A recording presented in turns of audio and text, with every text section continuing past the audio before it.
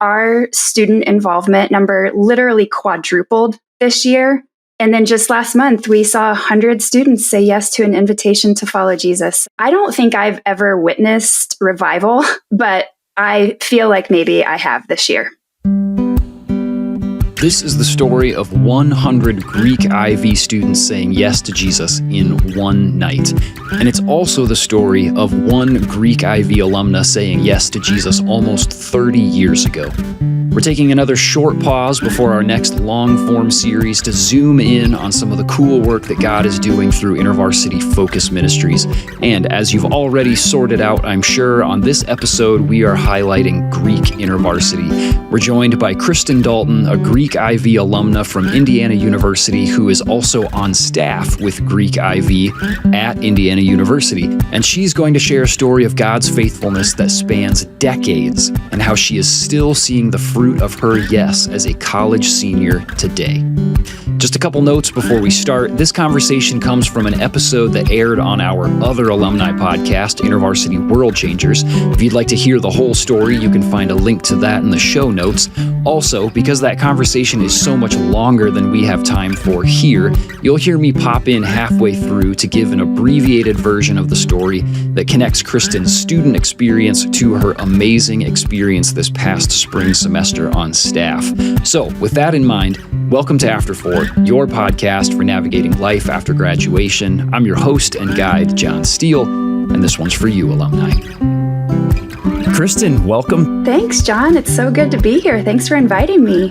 Absolutely. I mean, when I heard your story, I was like, this is somebody that I'm pretty excited to talk about. And I'm excited to hear your story. I'm excited that you're an InterVarsity alumna and that you've gotten to partner with God in some really cool ways, not just in the story that you mentioned. I know that there's a lot more to it than just that. But certainly the story that you're going to tell us today, and I'm just excited to hear more about how God's at work in you and in your context. Kristin, as you mentioned in the intro that people have already heard, you're on staff with Greek IV at Indiana University. How long have you been on staff? Give us just a little bit of an idea of what your role is there. Yeah, well, it's funny because I was on staff for 12 years with Greek IV from 1998 to 2010. And now I am back. I just came back on staff last July, so it'll be 1 year in July again. Yes. Okay. And it has been quite a first year back, it sounds like. Totally. And, so, I mean, we'll get into the story in more depth, but like, Kristin, can you just give us a synopsis here of what it is that happened on campus and whether or not this has been a typical experience for you in your staff career? No, totally not anything that I had ever experienced. My husband, Andy, has been volunteering. I've also been doing some work with Paul Birch, who's been helping out. He's been on staff for 40 years with InterVarsity. Yeah, wow. And all of us are like, no, we have never seen anything like this. God has totally done the Ephesians 3:20 immeasurably more than all we could ask or imagine. Our student involvement number literally quadrupled this year.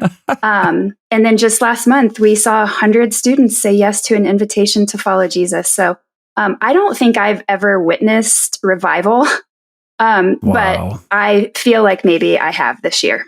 Yeah. And what I love is, as we've already mentioned, like this is just one little piece of that much bigger story of revival. And we're gonna get even more snapshots into the bigger story here. But for you, the events leading up to this night started much longer ago than just a year ago when you rejoined staff, or even when you were on staff the first time. Yep. Like this goes way back. That God's been working in your heart about reaching Greek students. Can you tell us like where this story kind of started for you? Yes, totally. You say way back. It really was way back, like back in 1998. So I was actually a college student at IU myself from 1994 to 1998. I came into school what I call churched but clueless, had grown up going to church, but didn't really know what it meant to follow Jesus or have a relationship with him. I got to college, and probably like so many college students, I was just totally thrown out of my comfort zone, asking all the big life questions. Why am I here? What is my purpose in life, joined a sorority to try and make this big campus feel a little smaller. And ironically, it was through my sorority that I found Jesus. Wow. That's really, yeah. And so then you join the sorority. I would imagine sort of unexpectedly, maybe that's the place where Jesus really like steps in and meets you in a powerful place. Tell us just a little bit about like, what was some of that transformation like for you in that space? Yeah, totally. So there was a girl in my house, in my sorority house, who was leading a Bible study, and she invited me to come to the Bible study. And I had tried all the other things that college tells you are supposed to be the things you do in your college life, and it just was not fun. And I thought, when she invited me, maybe this is really what I have been looking for. So she invited me to come to the Bible study, but then she also invited me to come to the larger Greek IV organization that had been putting on, kind of sponsoring maybe this Bible study. INTERVARSITY had just started its ministry to Greek students back in the early 90s. Okay. So I'm super grateful that I got to be a part of that. Because it was really that ministry, Greek IV, that taught me what it looked like to follow Jesus. And I remember first getting involved in that Bible study, then getting involved with Greek IV. But it was when my staff worker, when I finally got to be discipled, that for the first time ever in my life, someone showed me how to study my Bible. And I remember taking this it was now what I know as an inductive Bible study method back to my sorority house and sitting down in the Delta Gamma study room and opening up my Bible to Romans 4 and just kind of using this outline and really just having this very Holy Spirit inspired moment where I knew that God wanted to know me, that he wanted me to know him, that I could know him through a more careful study of his word. And I was hooked after that. I went on to continue to study chapter by chapter, book by book over the next couple years of my time as a student with Greek IV there. Yeah. Wow. That's amazing. I mean, and it sounds like just absolute life transformation, totally. which, being a couple of staff with INTERVARSITY and our alumni listeners, that doesn't sound shocking. Right. But at the same time, you just love being reminded of those stories of this is, I grew up knowing about Jesus, but this is where I came to know Jesus. And that happens time and time again with our students. And for many of us as staff, that was our experience as well. Yep. But it sounds like it's not, knowing where you are now, that it's not just your life that was transformed by your time with Greek IV, that it was also your vision for broader transformation among Greek students. So tell us a little bit more about that growing vision as well. Yeah, so I don't think right away I quite had any vision for Greek ministry or reaching Greeks. I remember feeling very, very passionate as I had been discipled, like I told you, that I wanted to be able to do that same thing for other students. But it wasn't really until a couple years later, the summer between my junior and senior year, 1997, I went up to Cedar campus, which sadly is no longer a part of INTERVARSITY, but still very much a huge part of my story. And there was an undergrad staff there. I still don't even remember who that undergrad staff was. But he knew I was Greek, and we just had this conversation at dinner where he said, "Hey, would you be interested ever in coming to our campus and talking about Greek ministry and how to reach Greeks?" And I just remember feeling very excited all of a sudden. And God used that excitement to kind of start stirring in me a little of that vision, maybe that you're talking about, and really just kind of thinking wait, is staff maybe something that you have for me, God? And so he really used that invitation from that undergrad staff. I never even ended up going to that campus. Like I said, I don't even remember who it was, but God used that question, that invitation to really stir something up in me. And that was, like I said, the beginning of that summer between my junior and senior year. So I just spent the rest of that summer really praying and asking God if this was something that he had for me in my future. And I mean, it would seem that the answer to that prayer ended up being yes, that this is where I'm taking you. What did that process look like for you? The transition from like very little vision to like, wait, hold on a second, to a summer of prayer, and like what was happening in that space for you? Yeah. I mean, remember too, I was still pretty new Christian, just been walking with Jesus for a couple of years. And I always I truly believe that God in his kindness meets us right where we are in whatever stage of maturity we're at. And I had just been praying all summer long. I had been doing an internship at a different city that summer. So I was attending a church that wasn't really, the church I had grown up in or anything. And I remember coming towards the end of that summer, and I didn't really feel like I had gotten my answer yet. And for whatever reason, right before going to church this one Sunday morning, I just prayed very specifically, God, would you show me this morning if you want me to come on staff with INTERVARSITY or not? Wow. And I don't know what possessed me to be that specific. Like I said, God in his kindness, he meets us where we are. And that summer, the pastor had been teaching through the book of Acts.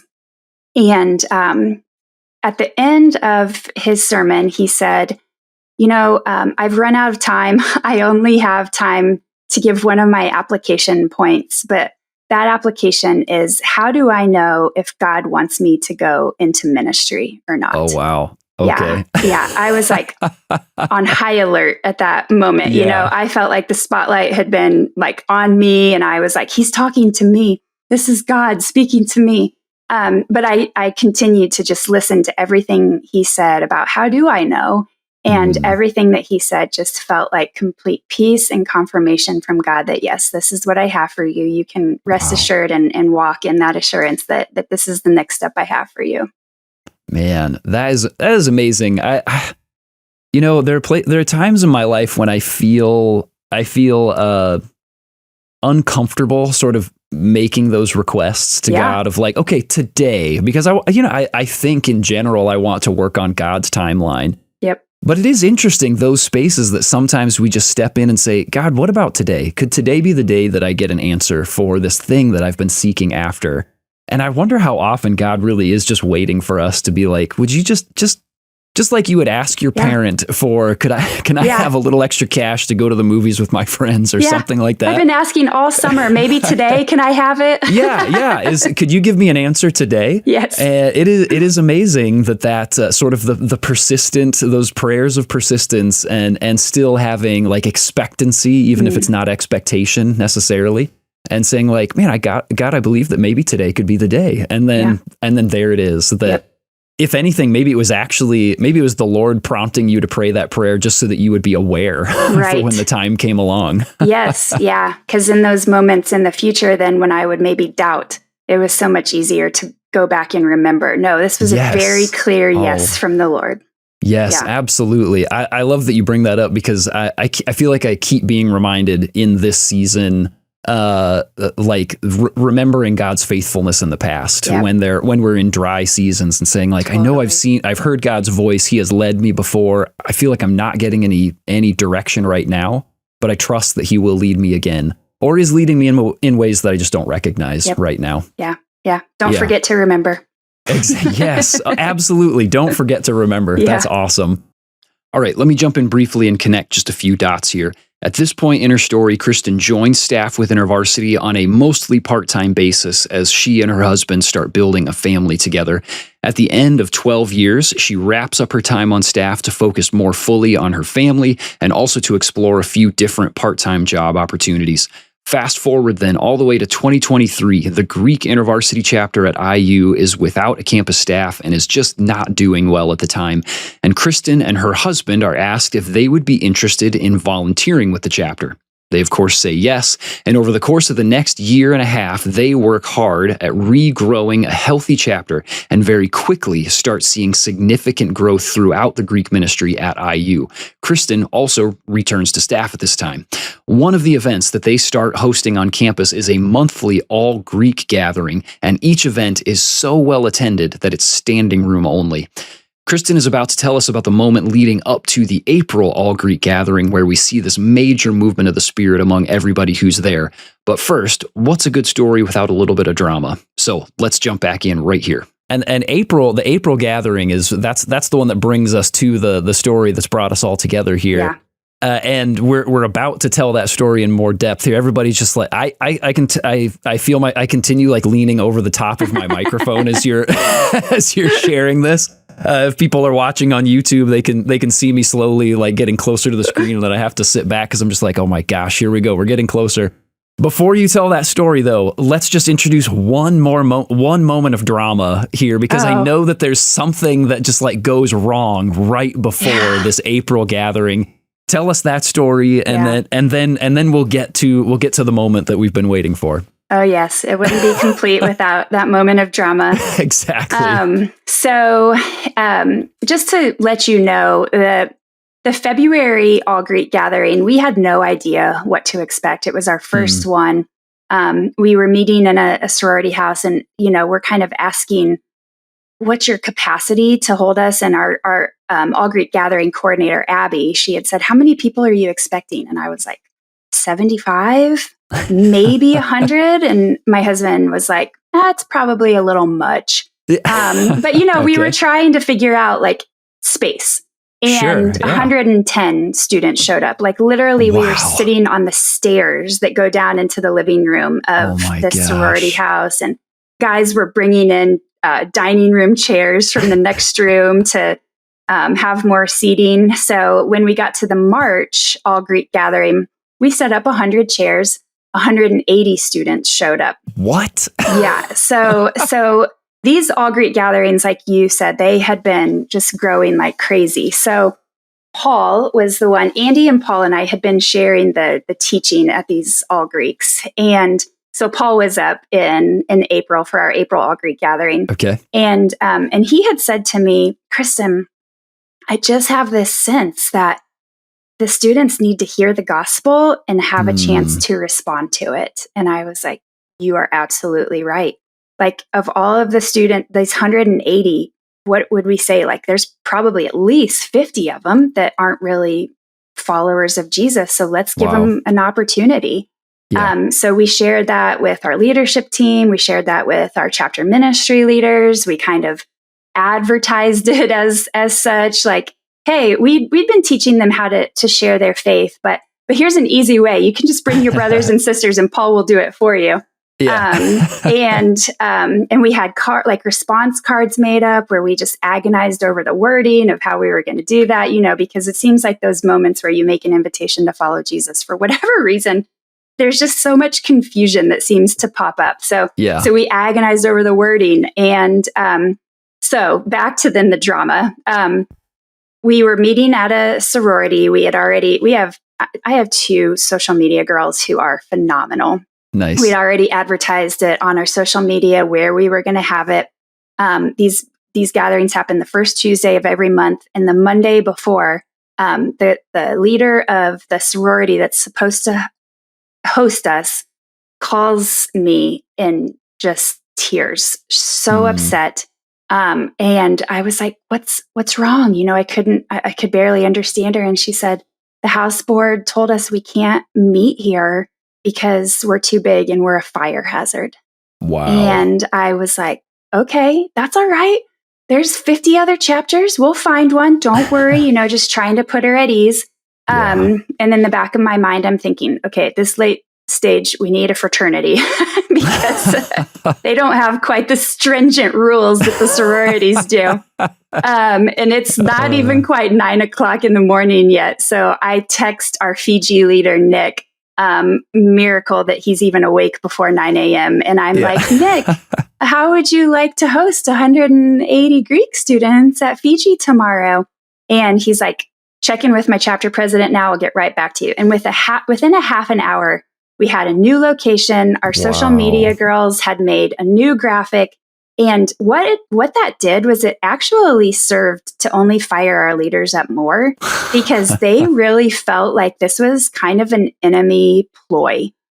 Like he knew what was going to happen. And so all it did was just serve to make more invites. And the girl who was told that she couldn't host, her sorority sisters rallied around her, and she brought 14 girls to that gathering in April at Fiji. And so it was one of, and I even had said to Nick, I was like, hey, do you have enough chairs for us? We're going to take the tables out. We've learned enough. And he's like, yeah, we got plenty of chairs. We set up 130 chairs. And I was like, where's the rest of the chairs? And he's like, I don't know what happens. Like it's a fraternity house. So, so once again, we got standing room only because 190 students showed up to this April All Greek gathering. They're standing, they're sitting on tables. Yeah. So there was the drama for you. That's amazing. I love that. And just the fact that there was not a loss of spirit, so that it was it was only served to fire it up. Yeah. Let's dig in and make this happen. Okay. So then here we are, 190 students are showing up to this secondary space that they only found out about, 36 hours before it's going to happen. Yep. And so, all right. What is it that happens at this event? Just take us through the story that we've been waiting for. Yeah, honestly, I mean, it's hard to describe or measure a move of God, right? And so I'll just do my best. Paul had decided that he was going to teach from Ecclesiastes 2. Which is interesting. Yeah, I know, but it's Solomon basically could have been an IU Greek if he would have lived in our time. Here he is, chasing success, chasing women, chasing food and pleasure, and all the things that our Greek students also chase after for satisfaction and pleasure. And we really titled Talk the Search for Satisfaction. And he talked about Jesus as our bread of life and our living water, the one true thing that will never disappoint, that will be the only thing that truly satisfies. And he gave an invitation for anyone who had never made a decision before in their life to follow Jesus. And he made it pretty clear, and he also didn't make it easy. We didn't try and tug on people's emotions too much or be manipulative. Sure. Yeah. He talked about the cost, and he said, you don't even have to fill out this card. It's just there for you if you want to make a decision tonight and kind of draw a line in the sand. And we asked for their names and their phone numbers on this card too. And so that's what it didn't feel like this big, angels singing moment or anything like that. And then we had great student leaders who just went around and they gathered the cards. And like we've done at all of our other All Greek gatherings, we had a student testimony, and he was phenomenal. Tate, he shared about his own searching in all the wrong places until he finally found true satisfaction in Jesus. And then we did 2 chapter ministry leader spotlights. And at the end, the leaders gave me all the cards, and students are leaving, and we're packing up and putting the room back in order. And I'm holding these 190 cards and thinking to myself, I just wondered if anyone even checked this box, Wow. And okay. So in the moment as it's happening, it didn't even seem like some big okay. I see here. I have not heard the ins and outs of the story, and here I thought it was in the space you just see this massive response. No. You have a very quiet moment that happens here. Yeah, we had, like I said, we had kind of agonized over how to do it. Should we have students stand up? Do you have them close their eyes and raise their hands?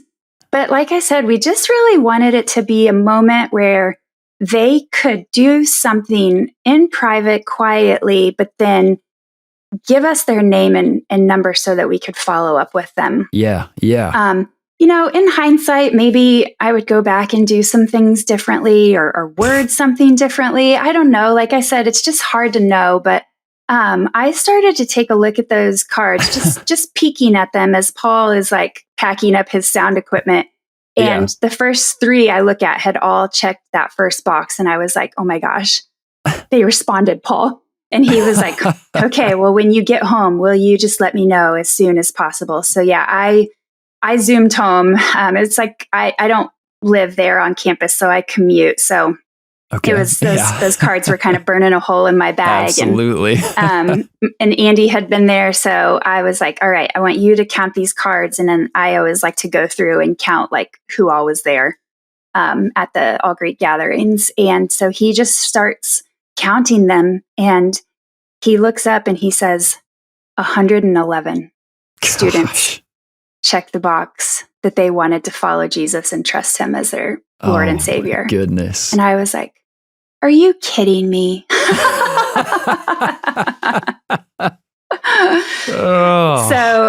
So that led us to, we have a chapter ministry leader group me that I just love because since they've gotten to know each other, they feel like a family, and they were like, how many check the box to follow Jesus? Like they were so excited to know. And, that's awesome. And so I was able to report to them, and they were like, what? I was thinking this is one of those things that Paul and Andy and I would be able to follow up with everyone who checked that box. But I was pretty off base with that. Yeah, this is, you talk about like a nets breaking situation. You have been experiencing like net after net being broken over the course of these last couple of semesters. And this moment is another one of those. And I know, like this creates logistical challenges for you all, which, that'd be a whole nother story in and of itself, talking about how did you do this? How did you follow up with these people as best as you could? I don't think we'll go there necessarily for our time here, but I wonder, like, I'll just say it outright, like having been in chapter ministry as well on campus, like, that there's a certain amount of nuance, and you've asked this question already of like, what do people mean? Like, what's going on in their heads when they're checking yes in this box? Like, what did that actually mean for them? Yep. And that we trust that they have been met by the Spirit of God and that he is moving them towards himself one way or another, but that maybe not every yes meant the same thing necessarily to somebody, but that they were saying yes to something in that space. So knowing that that's the reality of like, okay, 111 people responded, how many people are in the process of like full life transformation here? Like, can you just give us some stories about what is the fruit that you've been seeing? Knowing that so much of it is actually really hard to measure in truth and in reality. Oh yeah. Yeah. I'll tell you a couple of just quick stories. So, 2 of the guys who did check that they wanted to receive and follow Jesus were 2 of our guys who had just recently kind of come out of nowhere. It was one of our red houses, and they had heard about Greek IV through friends, and they wanted to start a Bible study in their fraternity house. Like, this is where things started going in the spring, John. I was like getting random texts from people I didn't know who were like, we want to start a Bible study. And I'm like, great, do you want to talk with me and meet with me first? And I can tell you about Greek IV. So these 2 guys had wanted to start a Bible study. And when I met with them, I was like, I'm not sure that you're even a Christian.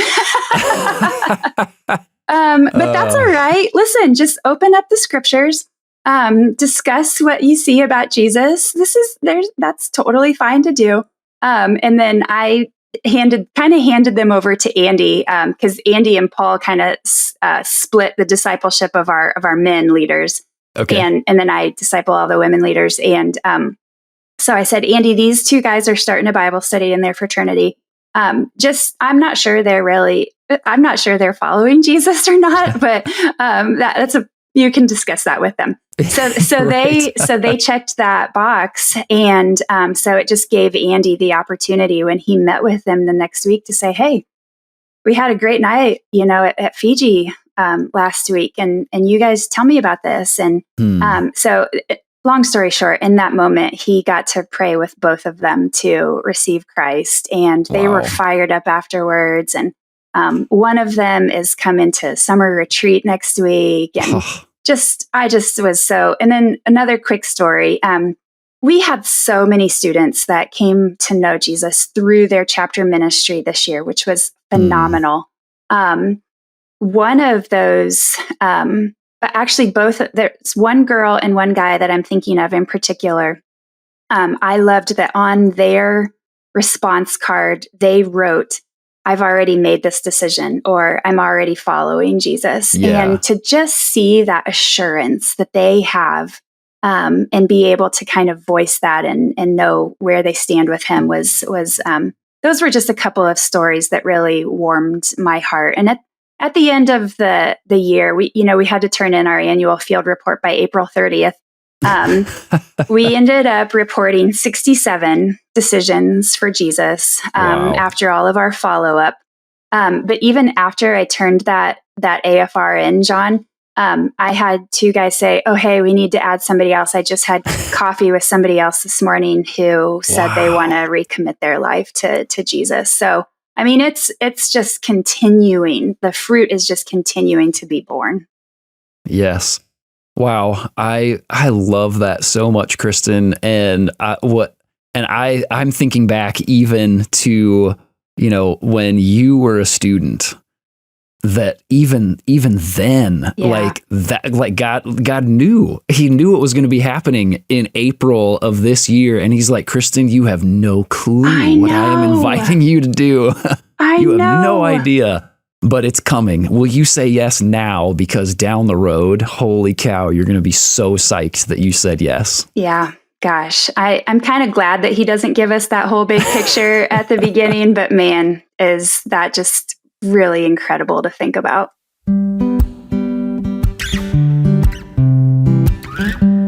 Alumni, imagine what fruit is yet to be born from the yeses that you've given God. Maybe you've gotten to experience some of it already, or maybe you're still waiting, and maybe it feels like you've been waiting for quite some time. Just remember that God's faithfulness stretches much farther than we can imagine, and that his timing just might be different from yours. But he will show up. You can count on it. Maybe it won't look like 100 people saying yes to Jesus all at once, but you can be certain that it will take a form that brings glory to God and that provides for your needs. Kristin, thank you again for sharing your amazing story. Alumni, don't forget that there's a link to the full version in the show notes, and there are a few amazing details that we didn't have time to cover today. Go give it a listen for even more encouragement for your own post-graduation journey. Then be sure to come back next week for another Focus Ministry conversation with Matthew Best, a BCM alum who is now the Executive Director of New Ballet Ensemble and School in Memphis, Tennessee. Until then, consider sharing this episode with someone who needs to hear it, and I will see you in the after, alumni. Thanks for listening to After 4. This podcast is brought to you by the InterVarsity Alumni Relations Team, hosted and produced by John Steele, production assistance by Mike Santera, edited by Caleb Leppert, and our After 4 theme music was written and performed by John Steele.